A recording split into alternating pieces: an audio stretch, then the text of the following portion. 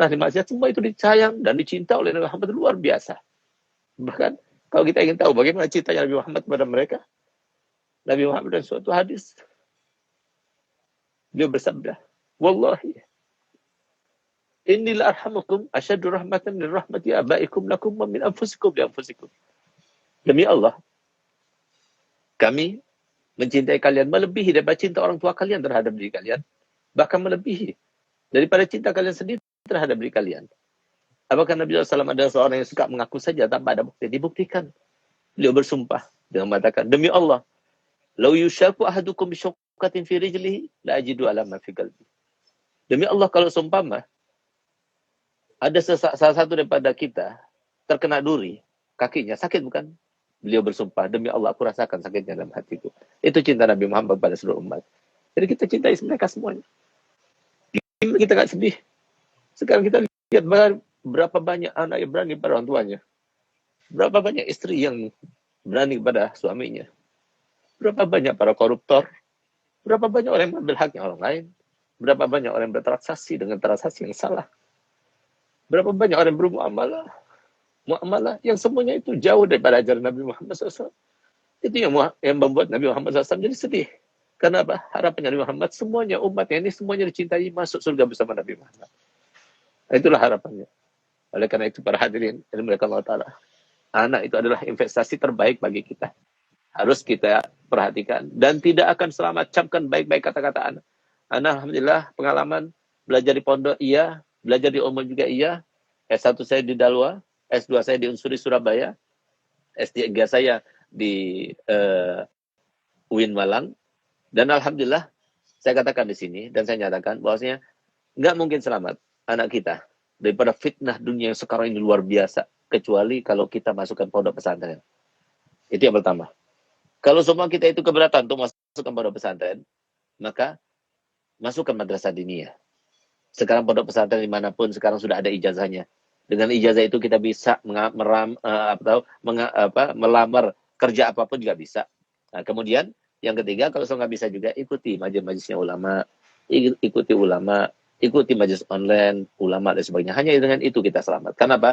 Ilmunya Nabi kita Muhammad itu bukan karena yang membawanya, tidak. Ilmunya Nabi Muhammad itu fungsinya itu adalah membawa semua umat ke ranah kebahagiaan, keamanan, kesejahteraan, kesentosaan di dunia juga di akhirat nanti.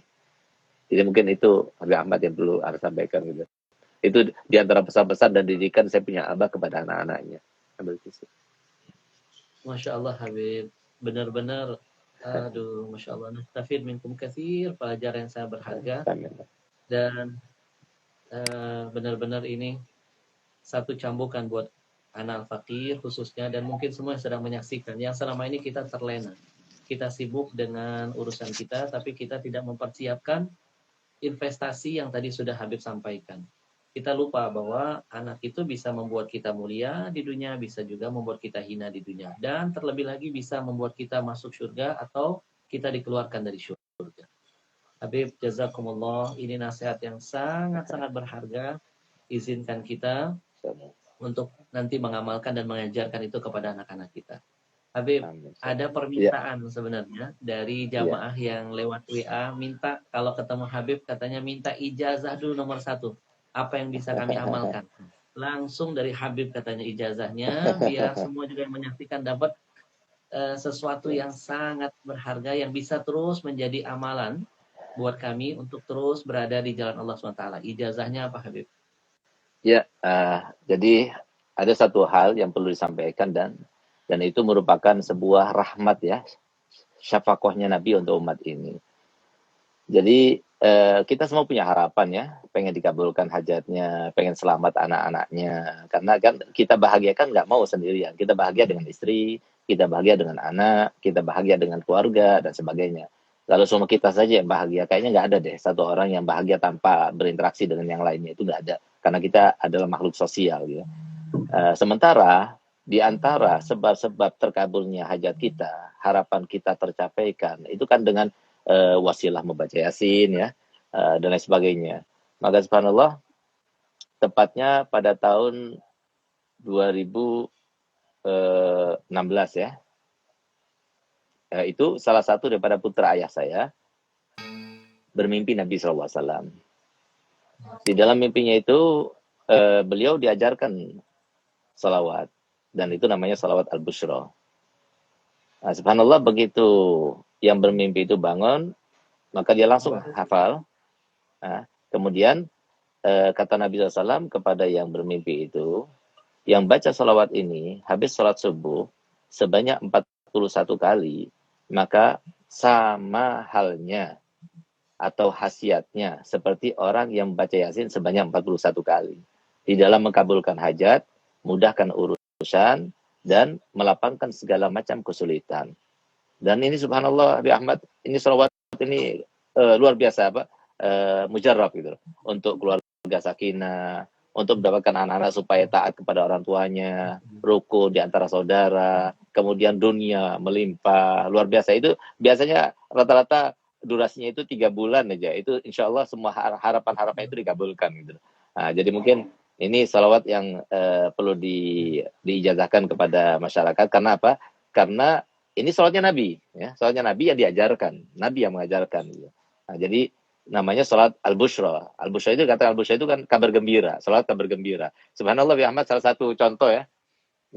Ada satu orang, dia punya utang kepada bank, dan waktu terakhir untuk membayar itu hari besok ini. Kalau enggak, maka akan dilelang rumahnya atau gimana gitu ya. Subhanallah, dia datang pada saya jam 8 malam, saya kasih salawat itu.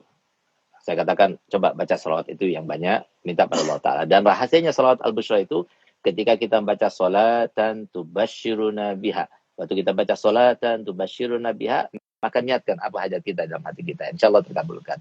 Nah, subhanallah, dia baca. Jam 12 malam, itu ada temannya yang sudah lama tidak ketemu, sekitar 15 tahun nggak ketemu. Dia itu pernah taruh uang sama dia, dan kemudian awalnya maksudnya mengkhianati gitu. Jadi uang itu dibawa, kemudian tidak dikasih faedah dan sebagainya. Sampai setelah 15 tahun, akhirnya apa? Dia telepon tiba-tiba dan dia bilang, aku minta maaf, pernah meninggalkan kamu, mengkhianati kamu dan sebagainya. Dan sekarang saya akan membayar itu semuanya. Saya akan kembalikan modalnya dan keuntungannya sekaligus. Subhanallah, dia dapatkan uang sekian yang cukup untuk bayar hutangnya, bahkan lebih. Nah, jadi sesuatu yang luar biasa. Ada lagi yang lebih aneh lagi.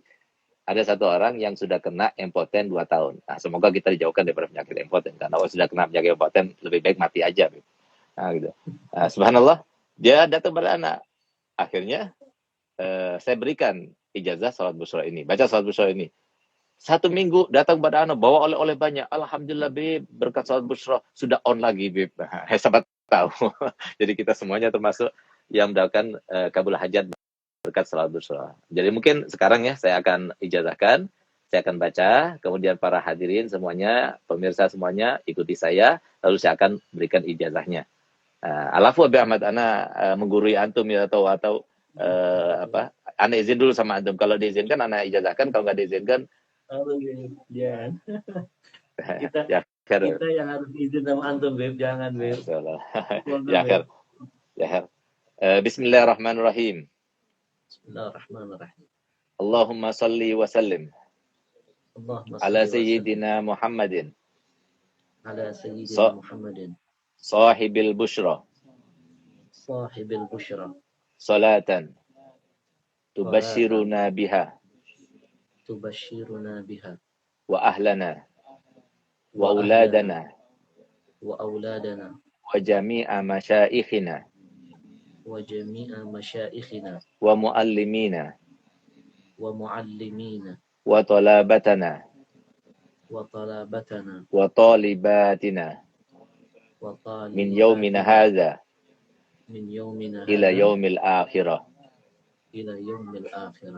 Nah, jadi kalau seumpama bacanya benar seperti yang saya baca, karena sesuai dengan seperti yang disampaikan oleh Nabi SAW kepada yang bermimpi, dan diantaranya disampaikan di situ kan jami'a masyaikhina wa muallimina wa talabatana wa talibatina. Harusnya jami'a masyaikhina wa muallimina wa talabatina wa talibatina. Tapi kata Nabi enggak, jangan. Talabatana wa talibatina. Kenapa? Karena li ajil yatamayyaz bainat talmaza wal masyaikh. supaya beda antara makom guru sama makom anak murid. Nah, jadi, dan kalau soal kita baca jami'a masyaikhina wa alimina wa talabatina wa talibatina, nggak enak malah. Nah, itu pun juga dari Nabi. Jadi harokatnya juga dari Nabi. Nah, oleh karenanya kalau benar bacaannya seperti yang saya baca tadi, maka antum semuanya yang mendengar secara langsung, ya, saya berikan ijazah untuk membacanya, dan saya berikan ijazah untuk berikan ijazah kepada yang lainnya. Karena ini sholat Nabi, silahkan disebar. Yang penting satu, jangan dikomersilkan. Insya Allah dengan berkat salat Busyra, dan kita ini termasuk yang tidak ada mencegah rahmat Allah, insya Allah akan terkabulkan. Jadi dibaca setiap hari salat Busyra 41 kali habis salat subuh. Kalau sudah hafal, hanya 7 menit saja. Kalau kita baca Yasin 41 kali, 2 jam setengah. Tapi kalau kita baca salat Busyra 41 kali, hanya 7 menit saja. Tapi insya Allah seharian itu selalu ada kabar gembira dan dijauhkan daripada perkara-perkara yang tidak kita inginkan. Masya Allah Habib. Hari ini kita dapat harta karun yang terpendam. Masya Allah. Luar biasa. Jadi teman-teman mungkin yang belum mencatat ya, salawat Busyra ini dibaca 41 kali Habib setiap habis subuh. Ya, betul. Nanti insya Allah semua problema permasalahan akan Allah hadirkan solusinya. Nah ini yang Masya Allah, sesuatu yang tidak semua orang bisa mendapatkan ini. Ini rahasia yang terpendam. Ini sebenarnya teknik untuk bisa menggali harta karun itu, Bib. Habib Antum bisa aja. dari ijazah. Ya, Dari ijazah. Ya, mohon ridho izin nanti kita akan sebarluaskan biar umat makin cinta dengan Rasul, makin bertawasul dengan Rasulullah SAW. Habib, baik. Ada pertanyaan juga Habib yang mampir bertanya. Mungkin setelah ini kalau biiznikum Habib kita buka kolom komentarnya. Siap, silakan. Anak free, anak kosong aja. Ya. Silakan, Habib. Mohon maaf teman-teman kalau tadi kita matikan dulu kolomnya karena kita ikraman, takriman wa ta'ziman lil Habib. Karena Habib memberikan manfaat yang begitu dahsyat. Dari cerita tadi itu sebenarnya luar biasa. Kita sering sibuk mencari ilmu dari yang tersurat, tapi malas dari yang tersirat. Padahal kisah apapun yang dialami siapapun itu adalah ilmu tersirat. Wa kullan naqussu 'alaika min amba'ir rusul ma nusabbitu bi fu'adak. Jadi cerita itu kekuatan yang sangat dahsyat. Baik Habib, ada yang bertanya tentang bagaimana komentar Habib tentang akhir-akhir ini ada orang yang masih meragukan keturunan Rasulullah SAW. Ya, yang menyampaikan ini mengaku bahwa dirinya adalah seseorang yang paham tentang agama. Mengaku dirinya adalah ustadz. Tapi kalimat dia secara tidak langsung, dia menafikan dia sebarluaskan ke medsos dia. Dan ini menjadi sebuah dia menjadi wasilah membuat orang akhirnya terjerumus ke dalam dosa dengan statement-statement dan ilmu-ilmu yang menyesatkan yang dia sampaikan. Nah, menurut antum, ya seperti apa Habib menanggapi hal-hal orang-orang yang begitu? Ya, jadi pertama saya sampaikan bahwasanya kehidupan ini bukan begitu saja seperti harapan kita dan harapan orang tua serta guru-guru, terutamanya harapan Nabi kita Muhammad SAW. Karena kita hidup di dunia ini adalah untuk diuji dan dicoba. Kita hidup di dunia ini bukan seperti harapan kita atau angan-angan kita, tidak. Tapi kita itu hidup di dunia ini sesuai dengan perintah Allah. Sesuai dengan yang diarahkan Allah Ta'ala. Berjalannya itu seperti itu. Nah, maka di antara ujian yang harus kita hadapi itu ada setan, ya, ada dunia dengan perhiasannya, kemudian ada hawa dan ada nafsu. Nah, inilah yang menjadi penyebab kemudian sesuatu yang menjadi sebab utama untuk dekat kepada Allah, sebab utama untuk dekat kepada Rasulullah itu dihalangnya. Nah, oleh karenanya, jadi sebetulnya saya selalu sampaikan dalam dakwah saya, bahwasanya kalau seumpama kita bersedekah lalu kita hadiahkan untuk Nabi Muhammad sampai pada Nabi Muhammad. Kalau kita melaksanakan haji, umroh, kita hadiahkan untuk Nabi Muhammad sampai pada Nabi Muhammad. Ataupun apapun kebaikan yang kita lakukan, lalu kita hadiahkan pahalanya kepada Muhammad sampai pada Muhammad, tapi melalui malaikat. Tapi kalau kita melakukan sesuatu kebaikan, ya, menghormat, memuliakan, bersilaturahmi kepada zuriat Nabi SAW, maka itu akan sampai pada Muhammad tanpa melalui para malaikat. Kenapa? Karena hubungan batin antara orang tua dengan anak-anaknya. Nah, itu ada sesuatu yang ini. Jadi ambil contoh begini ya. Nah, ini untuk kita awali dulu sebelum kita itu bicara masalah dalil. Kita punya anak dan kita berani untuk menyerahkan nyawa kita demi anak. Kalau seumpama ada pilihan, ya, antara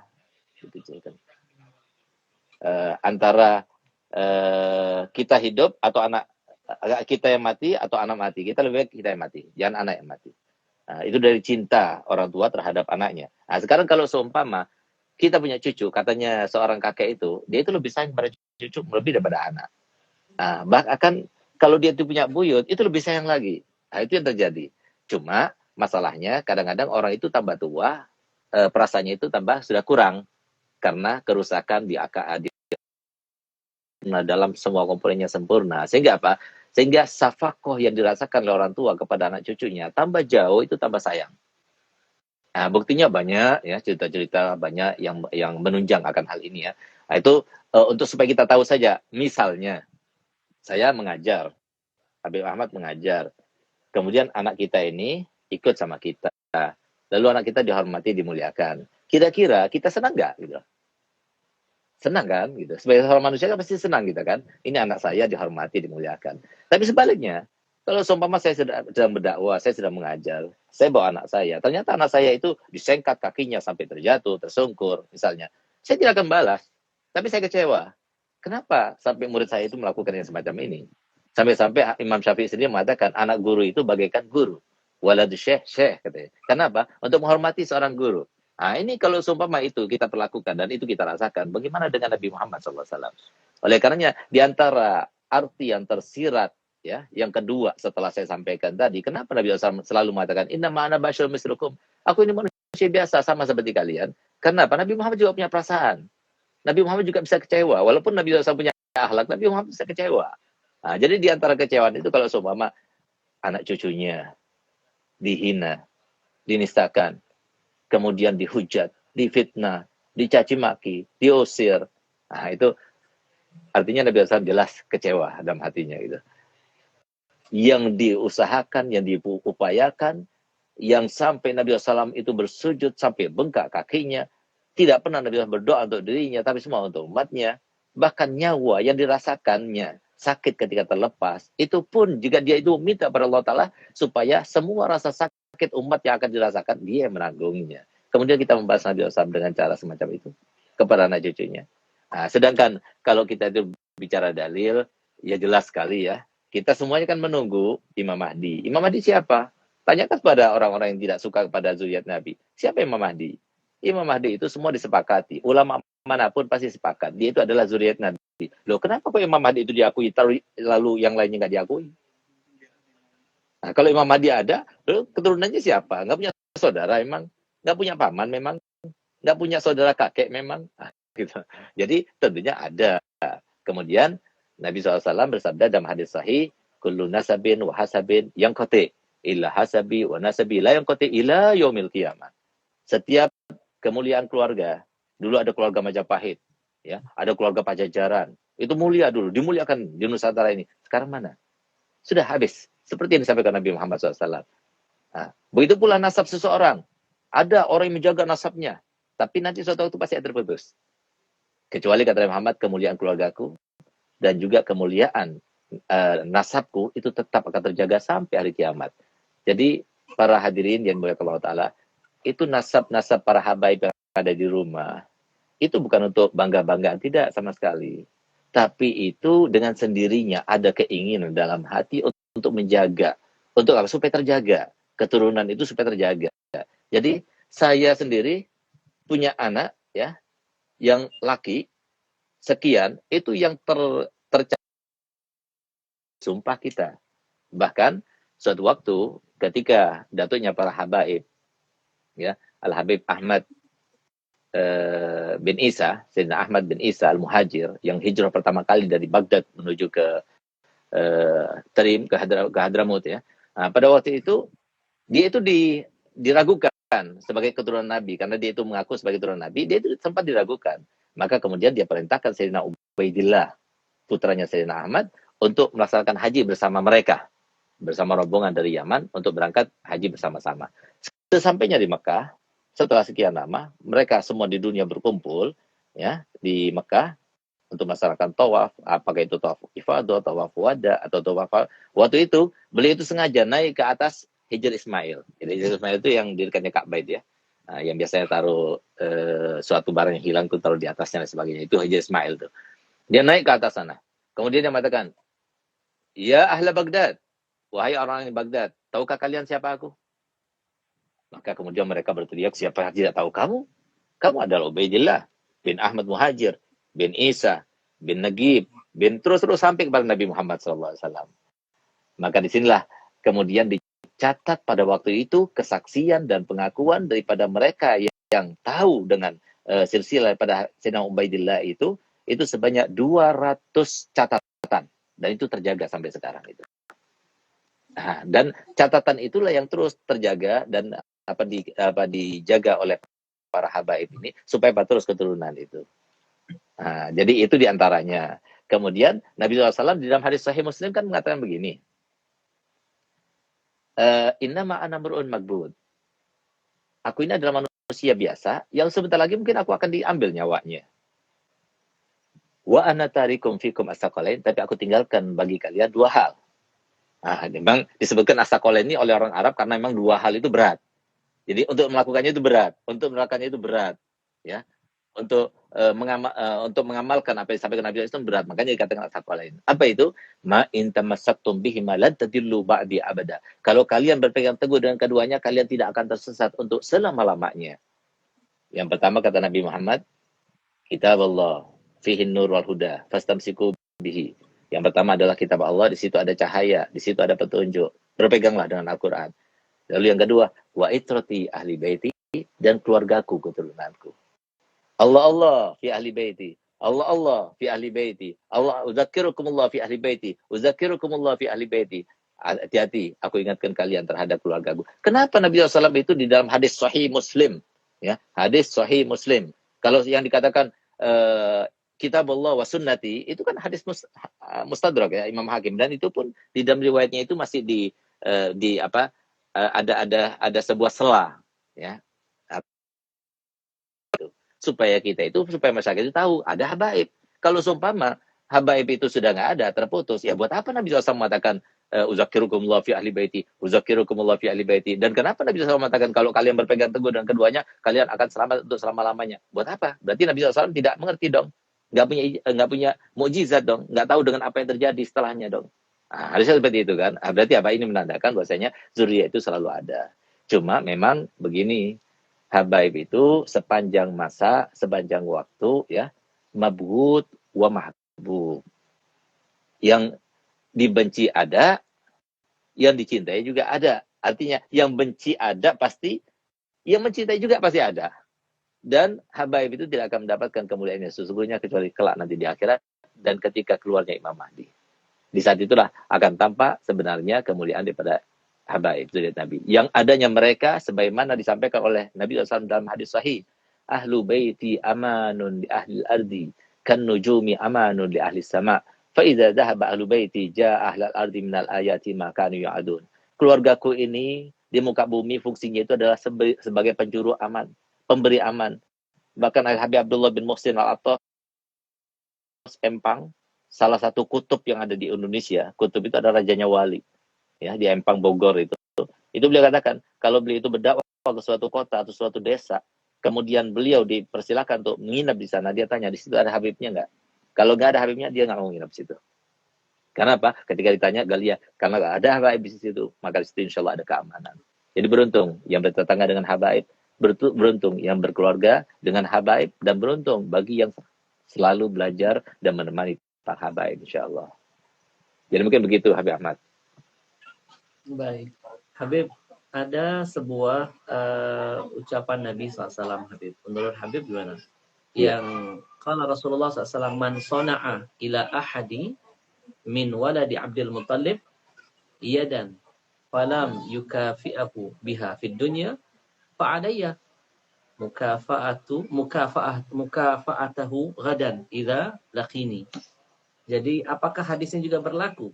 Jadi kalau seandainya ada seseorang yang berbuat baik kepada anak cucuku, kata Nabi, kemudian anak cucuku tidak sempat membalas kebaikannya di dunia, kata Nabi menjanjikan bahwa nanti aku langsung ya akan memberikan balasan nanti ketika dia berjumpa denganku di hari kiamat. Nah, kira-kira apakah ini bisa berlaku sebaliknya, Bib? Kalau ada orang yang mendolimi anak cucu Nabi, memfitnah, membenci, ketika anak cucu Nabi itu tidak sempat membalas kedolimannya di dunia, apakah mungkin nanti Rasul akan membalas di akhirat sana, Bib?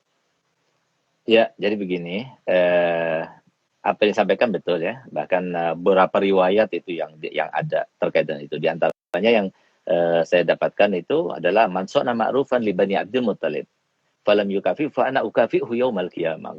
Jadi siapapun yang berbuat kebaikan kepada salah satu pada cucu atau anak cucu zuriat daripada Bani Abdul Muttalib, yang sekarang ini berarti Bani Hashim atau zuriat Nabi SAW dari Hasan dan Husain ya. Maka kemudian dia tidak mendapatkan balasan, aku yang balasnya. Kelak nanti di hari kiamat. Jadi begini. Kenapa kalau seumpama apakah Nabi itu akan membalas? Kayaknya Nabi nggak membalas sebegitunya. Nabi rahmat itu luar biasa ya. Cuma artinya begini, apa yang kita lakukan itu kan kembalinya ke kita sendiri. Nabi SAW berpesan, dan cukup kata Imam Ghazali, kalau kita berpegangan dengan pesannya Nabi itu, kita hidup di dunia itu aman. Apa itu? Innal birra la yablah, wa dzamba la yunsa, wa dayyan la yamut, faf'al ma syi'ta fakama tadinu tudan. Yang namanya kebaikan tidak mungkin sirna. Yang namanya dosa tidak mungkin dilupakan. Yang namanya zat yang menuntut balas selalu ada mengawasi. Kalau kamu tahu tiga hal itu, silahkan lakukan. Apa saja yang kamu inginkan. Mau lakukan kebaikan, silahkan. Mau lakukan keburukan, silahkan. Tapi ingat, setiap apapun yang kita lakukan itu sama seperti hutang. Hutang itu harus dibayar. Dan Allah akan melunasi semua hutang. Nah, jadi kalau kita hutang kepada Allah Ta'ala dengan kebaikan, Allah akan melunasi dengan kebahagiaan. Kalau kita berhutang kepada Allah Ta'ala dengan kemaksiatan, maka Allah juga akan melunasi dengan kesengsaraan. Itu yang terjadi di dunia sebelum di akhirat. Nah, jadi yang kita takutkan itu salah satu di antara, kata Imam Ibn Hajar, salah satu di antara yang menyebabkan meninggal su'ul khotimah itu adalah kalau kita itu tidak mengakui dengan zuriyah atau kita melakukan suatu keburukan kepada zuriat Nabi Muhammad SAW. Nah itu hati-hati, jangan sampai kita mendekati, karena kata Nabi SAW, law sofana rajulun baina rukni wal magar wa shalla wa sham wa mata wa huwa mubghidun li ahli baiti mata wa dakhala an-nar. Yang artinya kalau semua ada seseorang yang tidak pernah beranjak daripada antara makom sama hijir, ya. Tidak pernah beranjak dari tempat itu. Artinya beribadah terus, siang hari puasa, malam hari sholat semalam suntuk, tapi dia itu benci pada keluargaku, maka dia mati dalam keadaan masuk dalam neraka. Jadi bukan Nabi SAW, artinya dia sendiri yang melakukannya gitu. Nabi SAW sudah cukup menyampaikan apa semuanya yang beliau ketahui, yang menjadi sebab kebaikan kita. Nah, tapi kadang-kadang kita yang melakukannya gitu. Nah, oleh karena itu, kita berbicara sedikit ya terkait kenapa kok ada orang yang benci pada zuriat Nabi. Gini, sholat itu kita lakukan terpaksa apa senang? Pasti jawabannya adalah terpaksa ya. Artinya kalau semua sholat itu tidak diwajibkan, wah alangkah senangnya. Apalagi sholat subuh, repot-repot kita bangun, sholat isya, sholat asar, itu kan repot itu. Artinya kalau seumpama boleh ada pilihan, boleh sholat, boleh nggak sholat, pasti kebanyakan di Indonesia ini nggak sholat gitu. Nah, artinya apa? Setiap ibadah kita lakukan itu berat untuk kita melaksanakannya. Maka cinta pada zuriat Nabi SAW itu termasuk salah satu yang berat. Dan perlu diketahui bahwa cinta pada zuriat Nabi itu ya bukan perintahnya Nabi, bukan kemauannya Nabi, tapi itu perintahnya Allah SWT dalam Al-Quran, di mana Allah Ta'ala firman, Gul, la as'alukum alai ajra illa al-mawaddata fil qurba. Katakan wahai Muhammad, katakan wahai Muhammad, berarti apa? Perintah kepada Nabi Muhammad untuk menyampaikan, aku tidak minta balasan pada kalian, kecuali cintailah keluarga aku. Nah, jadi kalau kita melihat bahwasanya cinta kepada zuriat Nabi itu ya itu berat untuk kita lakukan. Karena apa? Karena setan nggak mau kita dekat dengan Nabi Muhammad. Karena setan nggak mau, karena kita cinta pada zuriat Nabi, kemudian Allah Ta'ala mengampuni dosa-dosa kita, mengangkat derajat kita. Setan nggak mau. Karena tujuannya setan itu sebagai kita maksiat-maksiat yang banyak supaya apa? Sengsara juga yang banyak. Itu maksudnya. Kemudian satu hal lagi. Kenapa para zuriat Nabi itu dimuliakan? Kenapa? Karena ada habaib yang gitu ya. Tapi bukan karena wajahnya, bukan karena hidungnya yang mancung, ya. Nah, seperti Abi Ahmad jelas ya, kalau ngaku sebagai zuriat Nabi itu ganteng orangnya sama kumisnya itu luar biasa, senyumnya, kerlingan matanya itu luar biasa banget gitu ya. Nah, itu bisa bisa bikin mabuk kepayang lah bagi perempuan-perempuan itu. Ya, semoga beliau dijaga sur-sur insyaallah gitu ya. Nah, tapi artinya di sini banyak habaib yang biasa-biasa saja ya, karena mungkin orang tuanya, ibunya yang orang Indonesia dan sebagainya, hidungnya nggak mancung, wajahnya biasa. Bukan karena mereka hanya mereka dimulia, tidak sama sekali. Mohon maaf Habib Ahmad. Jadi kita ini mulia Habib Ahmad, itu bukan karena kita Habib Ahmad. Bukan karena kegantengan kita, bukan karena wajah, bukan karena amal kita, bukan. Tahu rahasianya kenapa kita Habib wajib dimuliakan? Karena Allah memuliakan Nabi Muhammad. Dan semua yang terkait dengan Nabi Muhammad dimuliakan Allah Ta'ala. Coba lihat, umat yang terbaik siapa? Umat Nabi Muhammad. Kenapa? Terkait dengan Nabi Muhammad. Dan kemudian kita lihat, umat yang pertama kali masuk ke dalam surga siapa? Umat Nabi Muhammad. Karena terkait dengan Nabi Muhammad. Padahal kita ini kan umat yang paling lemah. Nabi Adam itu ketika diturunkan dari surga, itu tingginya itu 33 ziro, berarti 60 meter. Lebarnya itu 7 meter kira-kira. Sekarang tinggal 2 meter nggak sampai. Itu kita, lemah badannya, umurnya cuma 70 tahun, dulu sampai 1000 tahun lebih. Amalnya sedikit. Tapi kita itu menjadi sebaik-baik umat. Kuntum khairu ummatin ukhrijat linnas. Kenapa? Karena Nabi Muhammad. Istrinya Nabi Muhammad sebaik-baik istri. Anak-anaknya Nabi Muhammad sebaik-baik anak. Sahabat-sahabatnya Nabi Muhammad sebaik-baik sahabatnya Nabi Muhammad. Itu semuanya karena Nabi Muhammad. Dimuliakan itu karena Nabi Muhammad. Bahkan Allah Ta'ala telah berfirman, laulaka ya Muhammad ma khuliqatil aflak. Bahkan alam semesta ini Nabi dan Rasul semua diciptakan karena Nabi Muhammad. Jadi jangan sampai kita itu GR ya, para habaib jangan GR. Kita ini mulia itu bukan karena diri kita. Tapi kita ingin tahu kenapa kita mulia? Karena di dalam diri setiap habaib ada darahnya Nabi Muhammad SAW. Itu yang membuat kita mulia. Itu yang membuat para habaib itu mulia. Itu yang membuat kenapa keamanan itu ada di sekitar mereka. Kenapa? Di situ ada zuriat Nabi. Kalau sahabat Nabi SAW, selayaknya atau semisalnya Syekh Abu Bakar, Syekh Umar bin Khattab, itu ketika mereka itu mau istisqa, mau berperang dan sebagainya, mereka tawasul dulu pada zuriat Nabi. Dan setiap mereka bertawasul kepada zuriat Nabi, yang pada waktu itu Syekh Hasan, Syekh Hussein, Syekh Abbas, pamannya Nabi, Ibn Abbas dan sebagainya, maka subhanallah Allah berikan terkabulnya hajat dan sebagainya. Dan ambil satu contoh. Kita ingat, tahun 63-an sampai 65-an itu kejadiannya. Ada seorang Habib yang sangat dihormati dan dimuliakan oleh Bapak Soekarno, presiden pertama kita. Rahimallah rahmatullah abrar. Semoga Allah lipat gandakan kebaikannya yang pernah ada, yang pernah dilakukan di Indonesia ini. Nah, beliau ini pada waktu itu dalam keadaan kacau, dalam keadaan chaos negara ini. Sehingga pada saat itu, ada salah satu ajudannya yang mengatakan kepadanya, ini nggak ada seorang pun yang bisa menyelamatkan kamu kecuali doa orang soleh. Kalau begitu cari orang soleh. Pada waktu itu beliau ada di Bogor. Maka kalau boleh saya usulkan, ada Habib Alwi Al-Haddad yang ada di Empang Bogor itu. Maka udah panggil, suruh datang kepada saya. Saya akan minta doa kepadanya. Coba lihat, pemimpin itu seperti itu. Cari, ini cucu Nabi. Ini adalah Nabi yang dilihat, dipandang oleh Allah Ta'ala. Yang karenanya Allah turunkan rahmat kepadanya. Subhanallah, begitu datang ajudannya kepada Habib Alwi. Dan ini yang harus kita tiru, Habib Ahmad. Nah, jadi kita itu kadang-kadang merasa gembira, bahagia ya, di luar batas lah kalau kita itu dipanggil sama pejabat, apalagi Bapak Presiden. Tapi lihat bagaimana Habib Alwi. Apa yang dilakukannya ketika datang undangan itu? Beliau menolaknya. Ini apa ada undangan Bapak Presiden yang mengundang kamu? Enggak, minta maaf, saya ini ada suatu tugas. Enggak mau dia. Kenapa? Karena dia itu enggak mau terkenal. Enggak mau tenar. Mereka lari daripada ketenaran. Bukan itu maksudnya tujuannya. Kenapa? Karena tujuan mereka yang paling utama itu adalah Allah ridha. Dan itu tujuan utama Nabi Muhammad SAW. Malam takun alayya ghadab, malam yakun ghadabun alayya, fala ubali. Itulah keinginan para habaib zuriat Nabi SAW. Subhanallah, akhirnya apa? Ajudan ini mempunyai sebuah inspirasi yang dia dapatkan bahwa Syekh Habaib itu selalu kalau sudah terkait dengan umat mereka mau. Maka dia katakan, Beb, Bapak Presiden itu mengundang antum karena ini terkait dengan umat, dengan masyarakat Indonesia. Baru dia tergerak. Baik kalau begitu. Datang beliau. Temu sama Bapak Soekarno. Minta doa kepada Habib Alwi. Subhanallah, didoakan. Hari itu juga, ya, keesokan harinya udah beres itu masalah negara. Senang Bapak Soekarno. Akan memberikan hadiah. Diberilah cek. Diberikan kepada ajudan, diberikan pada Habib Alwi. Akhirnya apa? Kata Habib Alwi, tidak dibukanya cek itu. Dan dia katakan, kembalikan kepada Bapak Presiden, suruh bagikan kepada yang lebih berhak. Kalau saya tidak memerlukan yang semacam ini. Coba lihat. Bayangkan, kalau semua kita yang ditawarkan semacam itu, kira-kira gimana Habib Ahmad itu.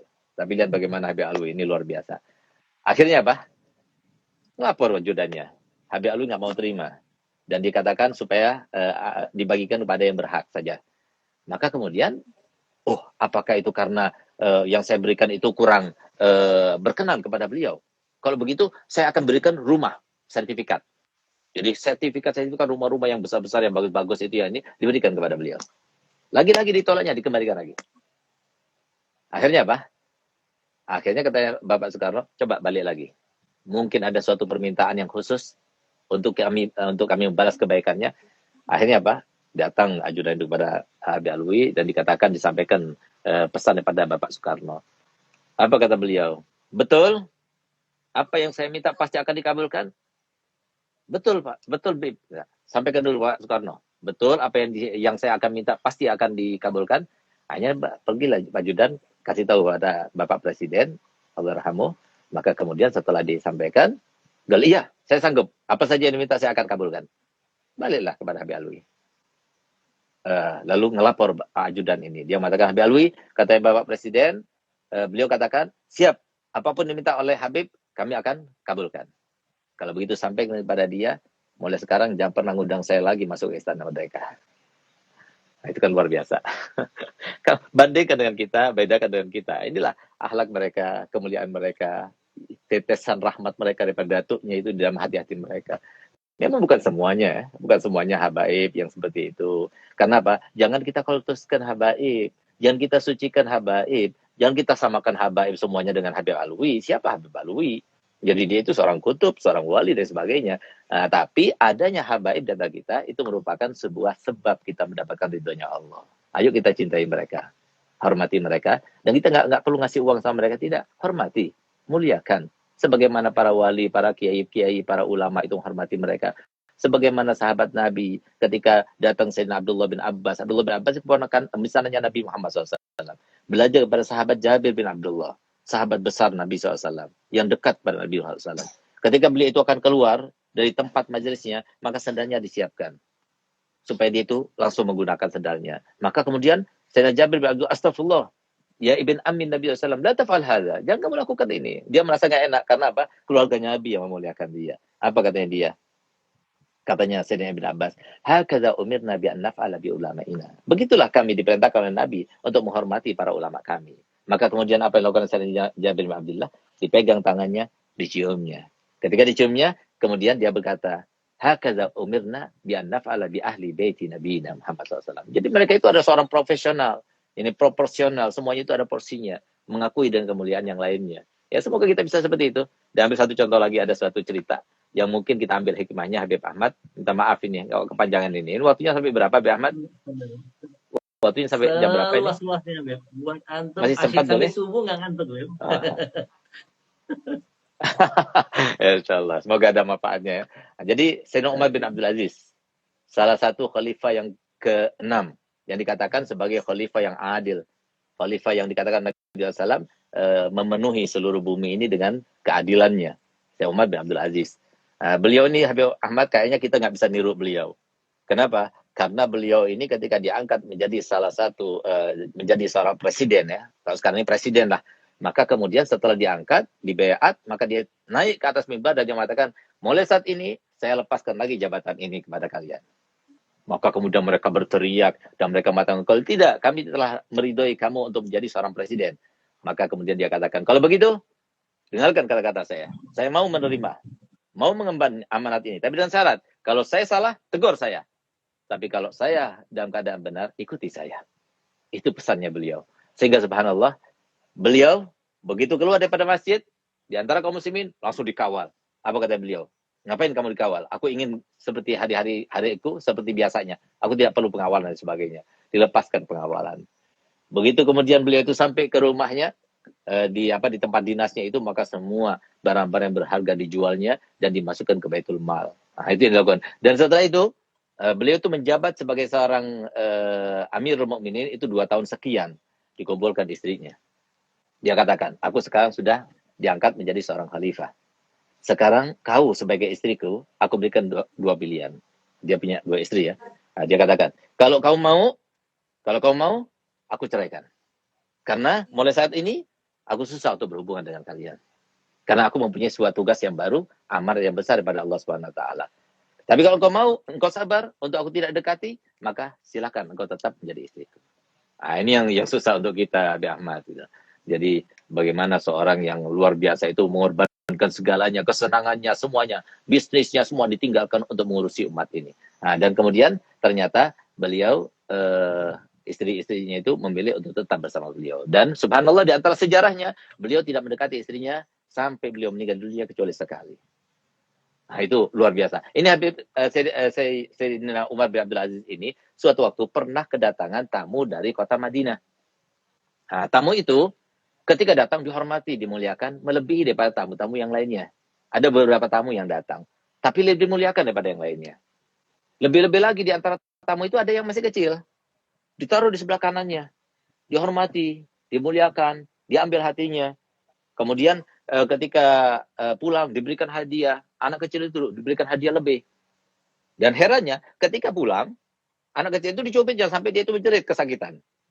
Maka kemudian teman-teman Sayyidina Umar bin Abdul Aziz itu, dia bertanya, malam ini kamu telah melakukan sesuatu yang lain, yang beda daripada sebelumnya. Apa? Sesuatu yang mengherankan yang kamu lakukan. Kalau kamu menghormati tamu-tamu yang dari Madinah itu lebih daripada tamu-tamu yang lainnya, wajar. Karena mereka itu datang daripada kota Madinah. Tapi satu anak kecil itu engkau lebih muliakan, lebih hormati, melebihi daripada yang lainnya, itu sesuatu yang mengherankan kamu. Apa jawaban Sayyidina Umar bin Abdul Aziz? Kamu tidak tahu siapa yang kecil itu? Yang kecil itu adalah cucunya Nabi Muhammad SAW. Ada yang mengatakan Sayyidina Muhammad bin Ali Zainal Abidin. Sayyidina Bagir, Imam Bagir ya. Nah, kamu tahu kenapa aku lakukannya? Karena aku mendengar sebuah hadis di mana Nabi SAW bersabda, Fatimah bid'atun minni yasurruni man yasurruha wa yakbiduni man yakbiduha. Fatimah itu adalah bagian daripada aku, menyenangkan aku siapa menyenangkan dia, dan yang membuat aku sedih siapa yang membuat sedih dia. Dan aku berharap dengan aku melakukannya kepada anak kecil tersebut, cucu Nabi SAW tersebut, malam ini aku menggembirakan Nabi Muhammad SAW. Dan subhanallah, kau beri-beri, setelah kau hormati, setelah kau muliakan, kok malah dicubit. Apa jawaban dia? Aku cubit dia supaya dia itu terkenang dengan cubitanku. Barangkali nanti dia pada mahsyar dia ingat kepada aku karena aku telah mencubitnya sehingga aku mendapatkan syafaatnya dan masuk surga bersama datuknya Nabi Muhammad SAW. Nah, ini seorang Umar bin Abdul Aziz ya. Saya Umar bin Abdul Aziz yang dipuji oleh Nabi SAW, salah satu daripada Bani Quraisy, nanti akan memenuhi bumi ini dengan keadilan dia yang dimaksudkan. Nah, bagaimana dengan kita? Nah, semoga kita termasuk yang dimudahkan dapat hidayah dari Allah Ta'ala untuk mencintai para habaib, para zuriat Nabi Muhammad SAW. Masya Allah Habib. Jadi teman-teman ya, dari apa yang bisa kita ambil hikmah dari kisah-kisah yang Habib sampaikan itu mengajarkan bahwa para habaib itu luar biasa. Sebenarnya mereka ini mempraktekkan apa yang diajarkan oleh jid-jid beliau, para datuk-datuk beliau, termasuk Rasulullah SAW. Kami tidak pernah gila jabatan, kami tidak pernah gila harta, kami tidak pernah punya ambisi untuk menguasai dunia.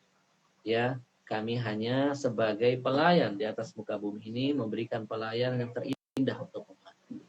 Jadi nggak usah ada seuzon dengan para habaib, nggak usah ada prasangka, prasangka. Kita adalah orang-orang yang dari dulu diajarkan bahwa datuk kita hanya berharap kepada Allah, tidak pernah bergantung kepada manusia, tidak pernah berharap kepada manusia. Berharap itu hanya kepada Allah Subhanahu wa taala. Subhanallah, ini pelajaran luar biasa. Jadi kalau pemimpin zaman dulu ada masalah, Habib nyari wali, untuk bisa berdoa. Nah, kan dari sekian banyak yang menyaksikan ini kan mungkin ada yang bakal jadi raja ke depan atau menteri. Ini menjadi pelajaran buat antum. Nanti ketika ada Insya Allah, amin. permasalahan, antum jadi pemimpin, jangan bikin konser, tapi bikin zikir, bikin doa, undang para aulia. Karena anak sendiri Habib tidak sependapat dengan istilah berdamai dengan COVID. Berdamai itu harusnya kepada Allah yang menciptakan COVID. Kalau kita berdamai hanya kepada COVID, tapi kita nggak menciptakan perdamaian kepada Allah, maka mustahil musibah, wabah akan dihilangkan dari negeri kita. Jadi PR kita ke depan adalah bagaimana menciptakan perdamaian kepada Allah Subhanahu wa Ta'ala.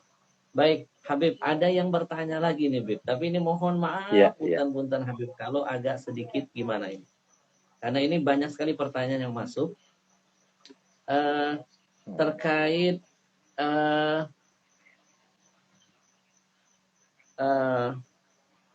apa ya?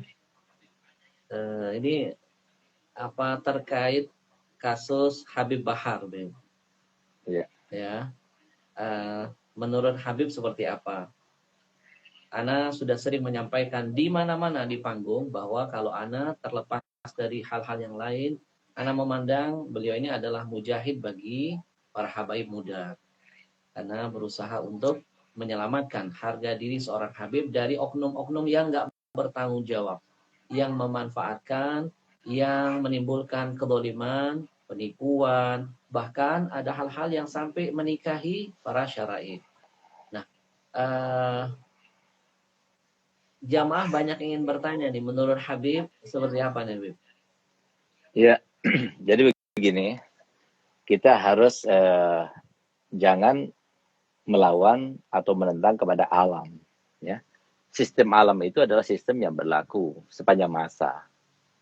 Artinya ada siang, ada malam, ada laki, ada perempuan, ada lembut, ada keras, ya. Ada hak, ada batil, ada haram, ada halal, ada putih, ada hitam. Nah, itu sudah sesuatu yang menjadi alami, ya, sunatullah di atas bumi ini. Gitu. Oleh karena itu sifat manusia itu berbeda-beda. Ada yang lemah lembut, ada yang kasar tapi benar, ya. Ada yang tengah-tengah di antara itu dan sebagainya. Jadi semuanya itu kalau menurut Ana, ya, kenapa sih Allah Ta'ala itu menciptakan Sayyidina Abu Bakar dan Sayyidina Umar? Kok nggak Sayyidina Abu Bakar aja sama Sayyidina Utsman? Ada Sayyidina Utsman, lalu Sayyidina Ali. Abu Bakar lemah lembut, suka menangis. Nggak mampu dia itu melihat sebuah kemungkaran, kezaliman, tapi dengan tangisan, dengan lemah lembut. Dia itu menghilangkannya. Begitu meninggal, dia cuma 2 tahun sekian, diganti sama Sayyidina Umar. 10 tahun lebih. Keras orangnya. Nggak bisa melihat sebuah kebatilan. Anaknya sendiri pun dicambuknya. Karena dia itu telah dijerumuskan oleh sebagian temannya untuk meminum khamar dan sebagainya. Cambuknya. Gitu. Nah, artinya Pak, kenapa kok harus ada Sayyidina Umar? Kok nggak Sayyidina Abu Bakar aja yang lembut? Lalu kemudian datanglah Sayyidina Utsman yang sangat lembut, ya, sama seperti Abu Bakar, lemah lembut, penuh kasih sayang dan sebagainya. Begitu dia meninggal, diganti Sayyidina Ali yang keras orangnya. Nggak bisa melihat sebuah kemungkaran. Maka suatu kemungkaran sama seperti Sayyidina Umar. Maka diterjangnya. Nggak pernah takut pada orang. Bahkan lihat bagaimana Sayyidina Amr bin Abdul Wud, musuh Islam yang paling utama. Yang pernah membunuh 1.000 orang. Ketika dia itu, Nabi SAW membuat hondak, parit di kota Madinah. Itu sudah diperkirakan, ya, oleh Salman Farisi tidak bisa dilampaui oleh kuda sekalipun gitu. Nah, jadi sudah diperkirakan. Subhanallah, ini si Amr bin Abdullah itu bisa melampauinya. Dari saking hebatnya, padahal umurnya itu di atas 70 pada waktu itu. Sudah pernah membunuh 1.000 orang lebih. Jadi terkenal, jadi preman, ganas, sadis dan sebagainya gitu. Sehingga ketika dia itu sudah melewati dan kudanya ke bagian atau tempat Nabi SAW dan sahabatnya berkumpul, maka di saat itulah dia menantang duel. Maka kemudian Nabi SAW mengatakan kepada sahabat-sahabatnya, siapa di antara kalian yang mau memenuhi tantangannya? Semuanya diam. Semua tertunduk. Nggak ada yang berani mengangkat kepala. Kenapa? Saya tahu semuanya. Siapa Amr bin Abdul Wud? Tapi lihat bagaimana Sayyidina Ali bin Abi Thalib saat itu juga spontan dia mengatakan, "Gal ana ya Rasulullah." Padahal umurnya masih 21, masih muda. Apa kata Nabi Muhammad? "Khalli Ali, innahu la Amr bin Abdud." Dia itu adalah Amr bin Abdud. Kamu diam dulu. Ditawarkan lagi untuk kedua kalinya. Juga seperti itu menundukkan kepala para sahabat. Sayyidina Ali mengatakan, "Gal ana ya Rasulullah." Aku ya Rasul. Gal, innahu Amr bin Abdul ya Ali. Sampai ketiga kalinya nggak ada yang berani. Akhirnya saya Ali. Ketika dia mengatakan, "Gal ana ya Rasulullah," dipanggil oleh Nabi SAW, dikasihkan imamahnya Nabi SAW, dipakaikan, lalu berikan pedangnya Nabi kepadanya. Yaitu yang terkenal dengan pedang Zulfikar itu. Sehingga lihat bagaimana Sayyidina Ali itu ketika berduel dengannya. Dia katakan, "Kamu ini adalah seseorang yang terkenal. Kalau gitu aku akan berikan pilihan 3. Apa itu pilihanmu? Yang pertama, kamu pulang aja. Jangan usah kamu melawan kami." Nah, apa kata dia? Saya ini datang ke sini untuk menjaga harga diri. Saya datang ke sini untuk membantu golongan kami dan sebagainya. Saya tidak mau. Ada pilihan lain. Pilihan lain, katanya dia, masuk ke agama Islam. Masuk agama Islam, aku akan peluk kamu. Dan kamu akan bersama kami. Aku tidak ada, dalam pilihanku, dalam hatiku tidak ada yang semacam itu. Kalau begitu, ada pilihan yang terakhir. Apa itu? Ayo kita berduel. Maka dia kaget, marah dia. Ini anak kecil, anak muda, dia itu berani menantangnya. Sehingga dia tanya, siapa kamu? Maka dijawab dengan syairnya yang terkenal. Ana alladhi sammatni ummi Haidara. Akulah yang dinamakan oleh ibuku sebagai Haidara. Haidara itu adalah macan, singa gitu. Jadi nggak ada takutnya ini beliau. Sampai akhirnya beliau berduel, pada waktu itu hampir 1 jam lamanya berduel. Dan kaum muslimin tidak tahu apa yang terjadi. Apakah Sayyidina Ali ini termasuk yang dibunuh atau enggak. Mereka itu hanya termangu, terkesima. Kenapa? Karena mereka nggak kelihatan. Debu itu berterbangan. Sehingga mereka itu tidak kelihatan. Mana Sayyidina Ali, mana Sayyidina Abdul Wud. Subhanallah, suatu waktu ketika dia itu sudah, dan Sayyidina Ali sempat tergores ya. Tergores punggungnya pada waktu itu. Nah, pada waktu Sayyidina Ali mempunyai kesempatan, maka kemudian ditebasnya kakinya sehingga dia tersungkur ke bawah. Ketika dia bangun, maka ketika mengambil pedangnya, ditebas oleh Sayyidina Ali dan tepat di tengah kepalanya dan menjadi 2 badannya. Itulah Sayyidina Ali. Sehingga Sayyidina Ali kemudian bertakbir, Allahu Akbar. Begitu dikatakan Allahu Akbar, semua kaum muslim mengatakan Allahu Akbar. Dan subhanallah, begitu debu itu sudah mulai ke bawah dan mulai tampak penglihatan pandangan, ternyata Sayyidina Ali yang memegang kepalanya si Amr bin Abdul pada Nabi Muhammad SAW. Nah ini berani. Jadi pemberani luar biasa gitu. Tapi keras. Jangan sampai ada sebuah kezaliman di depannya Sayyidina Ali bin Abi Thalib. Kenapa harus ada Sayyidina Ali bin Abi Thalib? Kenapa harus ada Sayyidina Umar bin Khattab? Jadi memang ada orang yang harus itu keras. Jadi di Indonesia ini cukup kita ambil sejarah. Mohon maaf ya, kita ini orang Indonesia juga ya. Alhamdulillah saya ini dari segala macam dinasti saya ada. Ibu saya Ubabah Khadijah binti Habib Muhammad Sinduan. Ibunya itu orang Madura. Masih keluarga Kiai As'ad. Ya, Kiai As'ad yang sekarang ini anaknya itu Kiai Khalil yang ada di situ Bondo. Itu masih saudaranya Mbah kita. Dan keluarga dari ayah saya itu juga ada yang Raden dari Kerajaan Sumeneb. Jadi Mahfud MD itu kan dia itu RB. Kita juga RB. Kita masih keluarga kesultanan gitu. Jadi kita ini terkadang mohon maaf ya. Indonesia ini entah gimana ya, atau tabiatnya atau gimana. Kadang-kadang kita ini harus ingat sejarah. Kita ini sudah dijajah oleh Belanda ini selama 350 tahun. Nggak ada di dunia seperti itu gitu. 350 tahun. Nggak sadar-sadar juga kita itu dijajah begitu. Sehingga kadang-kadang nggak terlecut kita. Nggak sadar-sadar kecuali dengan kekerasan. Ya mungkin Allah Ta'ala mengirim seperti Habib Rizik ya, seperti Habib Bahar, yaitu supaya untuk melecut kita. Kalau nggak ada mereka, siapa yang berani? Coba buktinya, mana yang bisa menandingi Habib Bahar ataupun Habib Rizik bin Syihab yang selain Habaib? Mana di antara mereka? Nggak ada yang berani. Nah, itu salah satu rahmat. Kalau nggak ada mereka, tambah parah lagi Indonesia ini, negara ini. Jadi alhamdulillah ada yang seperti itu. Walaupun kita sendiri ya, walaupun Habib Bahar itu ada murid kami ya, dan bahkan sempat saya waktu dia keluar, telepon saya pada sore harinya, dan dia bilang, Beb, saya ini sekarang disambut ratusan ribu orang yang menyambut saya. Ya sebetulnya bukan dia yang memerintahkan mereka untuk menyambut ya, wallahualam, tapi mereka karena cinta kasihnya mereka kepada Habib Bahar, sehingga mereka itu banyak berkumpul ribuan orang, bahkan puluhan ribu orang pada waktu itu. Dan dia katakan, saya sempat berpesan kepada dia, Beb, ente sudah di penjara sekian lama, tolong lebih arif, lebih bijak, berdakwalah dengan siasat, gitu ya. Nah, tapi nggak bisa dipaksakan Habib Ahmad. Ana sama antum mungkin sama ya. Dakwanya caranya lemah lembut gitu. Ada orang yang nggak bisa. Dia tuh nggak tahan. Melihat sebuah kemungkaran itu tidak tahan. Melihat sebuah kezaliman itu tidak tahan. Dan insya Allah yang lemah lembut pun di antara ulama juga seperti itu. Cuma caranya beda. Kita merangkul. Tapi ada yang memukul. Gitu. Kalau nggak ada yang memukul, semua merangkul, kita jadi babu terus. Jadi artinya perjuangan orang ulama yang keras ini, yang dikatakan Nabi SAW, afdul jihad kalimatu haqqin urida biha batil. Jadi sebaik-baik jihad itu adalah sebuah kalimat yang benar yang diutarakan di depan raja yang zalim. Gitu ya. Nah, jadi seperti itu. Kalau nggak ada yang seperti itu, maka akhirnya kita dosa semuanya. Karena kan amar ma'ruf nahi munkar itu kan harus dilaksanakan. Yang punya tangan dengan tangannya, yang punya lisan dengan lisannya, yang punya harta dengan hartanya, yang nggak bisa ya udah dengan hatinya gitu. Jadi artinya untung masih ada seperti mereka-mereka ini yang berani untuk menampakkan sebuah kebenaran. Kalau tidak kita dosa semuanya gitu.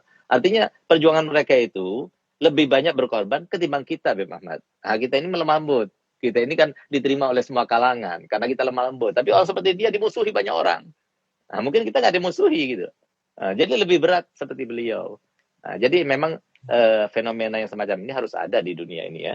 Jadi harus ada. Oleh karenanya di dalam pendidikan itu nggak boleh dengan cara lembut. Salah itu dengan cara lembut. Harus ada kekerasan juga. Karena Pak Setan itu satu-satunya takutnya itu dengan kekerasan. Nah, kalau seumpama yang semacam itu tidak dibenarkan, ya, dengan mengatakan itu hak asasi manusia sebagai, loh kenapa di penjara itu harus ada kekerasan? Kenapa harus ada, ketika investigasi itu harus ada kekerasan? Kalau memang tidak boleh. Nah, ini kan juga untuk membenarkan, untuk meluruskan, untuk menjadikan orang itu baik kembali, pembinaan katanya di penjara pembinaan. Nah, ini kan juga pembinaan anak kita. Harusnya seperti itu dong. Jangan cuma ambil satu-satunya. Nah, kita ini kadang-kadang kalau nggak ada orang yang berani, kita ini nggak tampak, nggak kelihatan. Gitu. Jadi jazakallah khair, Habib Rizik, ya, Habib Bahar, semoga Allah panjangkan umurnya mereka berdua, ya. Dan kita harus menyikapi segala hal itu, ya. Jangan cuma dengan hawa nafsu, jangan. Nah, tapi kita sebagai Habib kita sudah sadar. Karena apa? Sebagaimana katakan Habib Abdullah bin Umar bin Yahya, al-habaib fi kulli waqt mabghut wa mahbub. Jadi kita ini harus siap. Di setiap saat itu ada yang benci sama kita, ada juga yang cinta kepada kita. Jadi kita nggak ada tuntutan. Tuntutan kita cuma satu, Allah ridho, Rasulullah bangga dan senang dengan cucunya. Masya Allah Habib. Baik teman-teman, kalau boleh menyimpulkan nasihat yang luar biasa dari Habib kita, bahwa ada saatnya kita memang boleh lembut, ada saatnya kita memang boleh keras. Kita butuh sosok yang lembut, kita juga membutuhkan sosok yang tegas, tapi dalam kebenaran.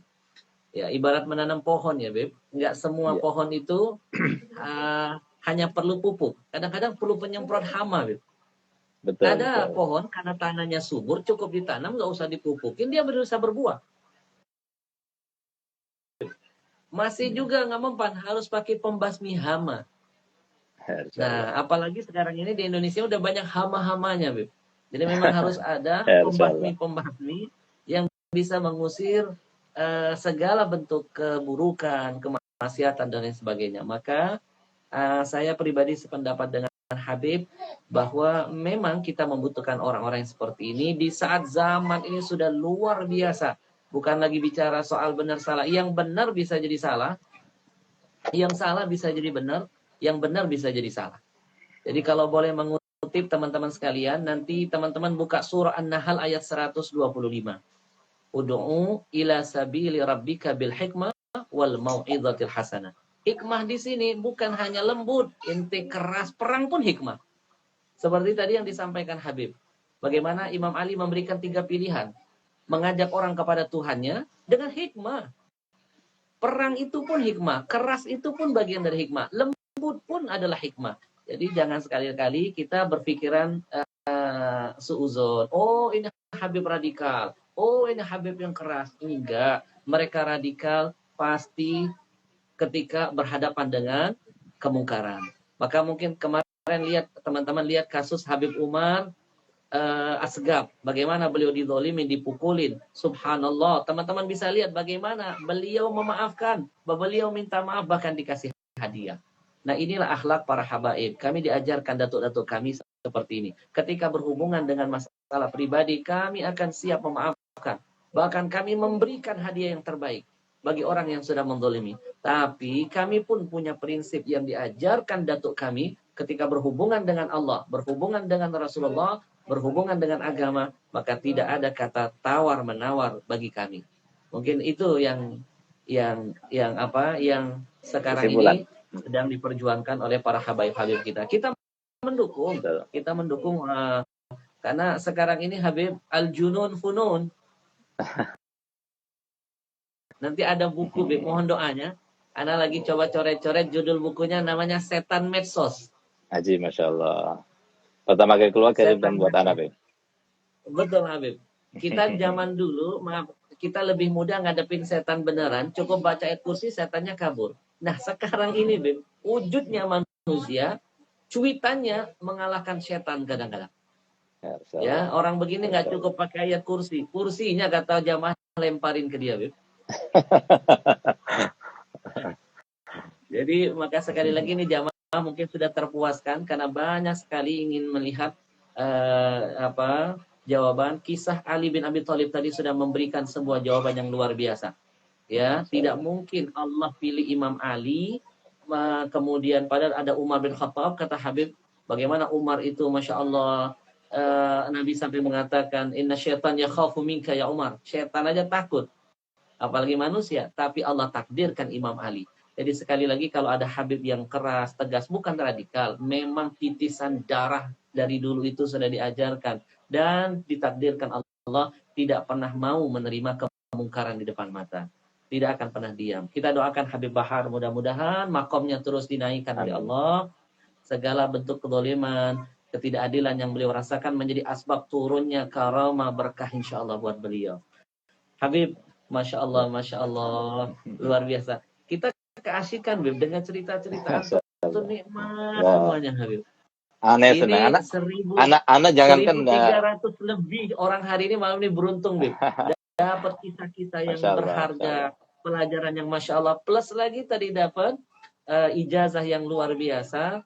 Yang selama ini banyak orang minta pendapat. Habib, gimana Anda lagi masalah COVID ini, di PHK, banyak keluhan. Sekarang jawabannya subhanallah. Ada sholawat busyra. Nanti akan kita bagikan kepada jamaah semuanya.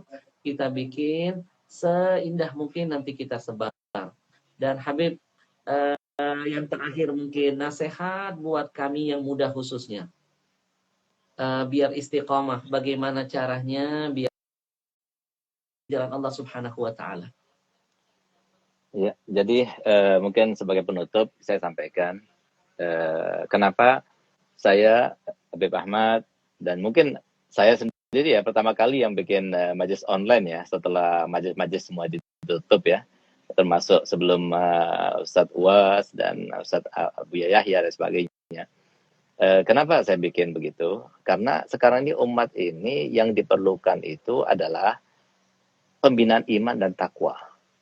Jadi solusi kita ini sekarang tidak tergantung kepada pemerintah, ya, tapi tergantung kepada kita sendiri.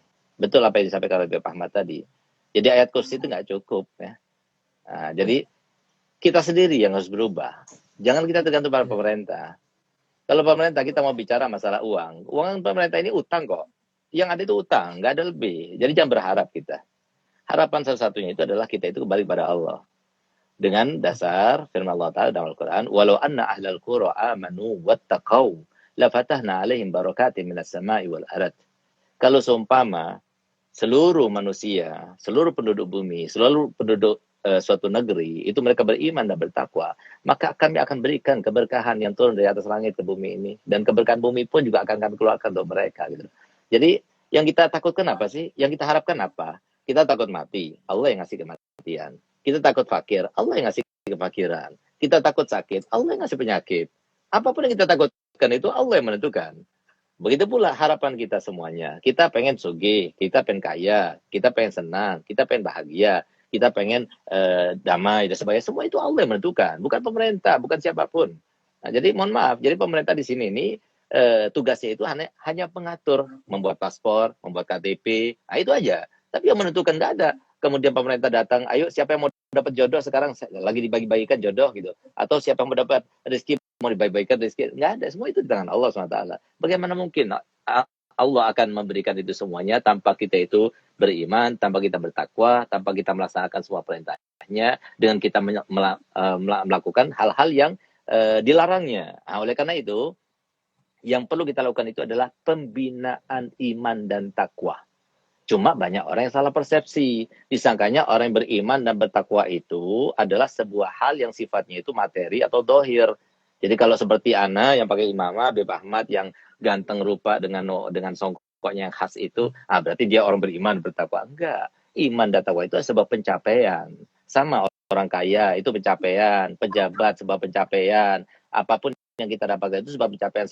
Saya digelari doktor, itu sebuah pencapaian. Saya belajar dulu. Saya kuliah dulu 3 tahun baru saya diberikan gelar doktor gitu. Artinya sebuah pencapaian harus diusahakan, diupayakan oleh diri kita yang mengupayakan. Nah, sekarang bagaimana kita beriman supaya kita termasuk yang mendapatkan solusi itu?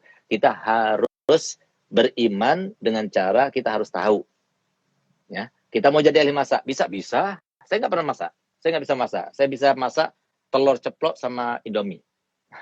Tapi kalau semua saya belajar, masak rawon, belajar mandi, nasi mandi misalnya, saya bisa. Asalkan kita belajar aja, sama. Kalau kita mau jadi beriman, ya belajar. Solusinya itu adalah belajar. Nah, oleh karenanya, kalau sampai seperti pendidikan agama, sampai sekarang pondok-pondok pesantren di mana-mana sekarang itu penuh semuanya. Karena apa? Kekhawatiran orang tua. Kenapa? Berarti salah, ada sistem salah dalam pendidikan ini yang perlu dibenahi. Apa itu? Pendidikan agama itu ditambah, bukan dikurangi malah. Apalagi dihapus. Harus tambah sebaik-baiknya, kalau bisa 30%. Nah, karena Allah Ta'ala perintahnya seperti itu dalam Al-Quran. Wabtaghi fima ataqallahu ad-daral akhirah wa la tansa nasibak minad dunya. Oleh karenanya saya nggak mau setannya itu senang-senang gembira, wah sekarang majelis taklim lagi tutup. Nggak mau. Oleh karenanya setiap malam, dan ini mungkin malam yang ke berapa? 50 sekian ya. 50 sekian ini malam ini. Dari mulai saya buka majelis online. Silahkan yang mau bertanya-tanya masalah agama, saya online 40 menit. Dari jam 8 sampai jam 8.40, atau kalau terlambat pokoknya 40 menit insya Allah, atau lebih sedikit dan kurang sedikit. Biasanya seperti itu. Itu karena apa? Karena tidak rela. Kalau saudara-saudara kami itu terus berada di dalam kejauhan daripada Allah, jauh daripada rahmat Allah, jauh daripada hidayah, tidak mau. Semua pemberian Allah itu harus diusahakan dan diupayakan dengan sebab dohir dahulu, baru Allah akan memberi. Tanpa itu nggak mungkin. Tempat tercurahnya rahmat pertama kali itu di masjid, di majelis taklim. Baru kemudian rahmat itu mengalir sampai ke Istana Merdeka, sampai ke tempat-tempat pejabat. Semua itu karena majelis taklim, semua karena masjid-masjid. Kalau sudah masjidnya nggak ada, kemudian masjidnya nggak ada sebuah amal ibadah yang dilaksanakan, nggak ada majelis taklimnya, ulamanya nggak ngajar dan sebagainya. Yang terjadi apa? Yang terjadi itu malah utangnya Indonesia tambah banyak. Akhirnya korupsi tambah banyak dan sebagainya. Ini yang terjadi. Nah, oleh karenanya ayo semoga dengan apapun istilahnya yang disampaikan oleh pemerintah, ayo kita mulai lagi. Nah, jadi kalau saya minta terutama kepada para dai, para habaib, para ulama, ayo bikin online sebaik-baiknya. Kalau bisa bikin jadwal dari sekian-sekian itu adalah online-nya fulan, dan kita kerjasama. Jadi penggemarnya Habib Ahmad, ayo ikut Al-Fakir. Nah, Al-Fakir juga akan merintahkan pada penggemar kita, ayo ikut kepada Habib Ahmad. Semuanya masyhabnya wahid, satu jalannya gitu. Nah, untuk apa? Supaya banyak lagi yang namanya kebaikan ini tersebar. Nah, jadi jangan kita tinggalkan majelis walaupun online. Insya Allah yang hadir ini sekarang ini akan mendapatkan kemuliaan seperti yang disampaikan Nabi SAW. Huduru majlis ilmin ka salati alfi rakaatin wa iyadati alfi. Kita selesai ini nanti kita seperti sholat yang sebanyak 1000 rakaat, seperti menyambangi 1000 orang sakit, seperti mengantar 1000 jenazah. Insya Allah kita akan dapatkan itu. Nah, dengan harapan semoga apa yang kita laksanakan pada malam ini menjadi sebab Indonesia yang kita cintai, Bapak Presiden dan semua pejabat yang kita cintai, karena mereka mengayomi kita semuanya, diberi hidayah oleh Allah Ta'ala, diberikan amanah oleh Allah Ta'ala, diberikan ma'unah dan inayah oleh Allah Ta'ala, sehingga mereka semuanya lebih menyayangi masyarakatnya. Dan kita doakan semoga jabatan yang ada di tangan mereka menjadi sebab mereka itu terhubung dengan Nabi Muhammad SAW. Itu saja apa yang saya sampaikan, dan saya minta doa kalau ada luput salah di dalam pertemuan ini, saya minta maaf karena saya adalah seorang manusia biasa yang penuh khilaf, penuh dosa. Kalau ada yang baik dari saya, itu semata-mata datangnya daripada Allah Ta'ala. Sekian Habib Ahmad, dan saya merasa tersanjung, merasa bangga, merasa bahagia karena jangankan saya mendengarkan nasihat daripada beliau tadi, alhamdulillah banyak nasihat yang disampaikan oleh beliau dari kesimpulan-kesimpulan yang disampaikan. Memandang wajahnya saja nikmatnya bukan main. Jadi saya ini belum makan malam, tapi ngelihat Habib Ahmad ini jadi langsung kenyang saya. Gitu. Terima kasih Habib Ahmad. Masya Allah, Habib, jazakumullah ahsanal jaza, Masya Allah. 1.300 lebih yang mendengar, Habib, hampir 2 jam, nggak terasa, Habib, nggak terasa nikmat, karena sampai nggak bisa berkata-kata, Habib, nggak mau ngomong, nggak mau apa-apa, menikmati cerita antum dan semuanya hikmah, semuanya pelajaran. Jadi teman-teman beruntung hari ini 1-2 jam lebih, hampir 2 jam, mereka masih tetap setia, Habib. 1.000 orang lebih 2 jam dalam kondisi live itu luar biasa. Ini menandakan semua adalah mencintai antum dan ingin dapat berkah dari antum. Habib, sekali lagi mohon terima kasih. Maafkan kami yang mudah-mudahan dengan segala kekurangan, ketidaksopanan, gilatul adab dan lain sebagainya, Habib. Semata-mata berharap ini karena cinta kepada antum dan ingin banyak belajar dari antum. Sekali lagi semoga antum dipanjangkan Allah umurnya dan selalu menebar manfaat buat kita semua. Habib, mohon izin, insya Allah nggak bosan-bosan kalau diajak live lagi, Habib. Siap. Nanti momen-momen tertentu siap kita. Siap. Jazakumullah Habib, terima kasih. Assalamualaikum warahmatullahi wabarakatuh. Waalaikumsalam warahmatullahi wabarakatuh. Masya Allah teman-teman sekalian, 1.000 lebih yang ikut menyaksikan 2 jam live. Masya Allah. Saya pribadi tidak bisa berkata-kata. Kalau sudah dengar Habib Segap ngomong, ada luar biasa, nggak bisa ngomong lagi. Udah nggak ada kata-kata lagi. Udah rugi kalau kita ngomong. Kita cuma dengerin, semuanya bermanfaat, subhanallah.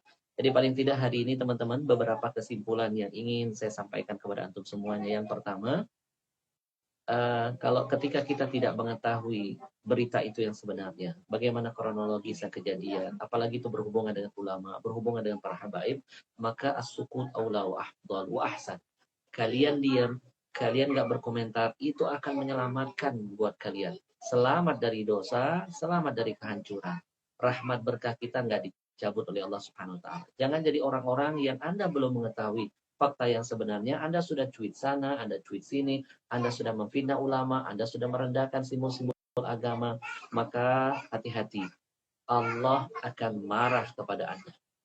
Maka mudah-mudahan kita dijaga hati kita, dibersihkan semua suudzon prasangka kita kepada siapapun, lebih khusus kepada para ulama. Sekali lagi kita doakan Habib Rizik, Habib Bahar, Habib Hanif, dan para habaib kita cintai, yang tegas dalam berdakwahnya, jangan dibenci, kita doakan, kita cintai, kita dukung, karena mereka memang sudah Allah hadirkan pada porsi mereka masing-masing.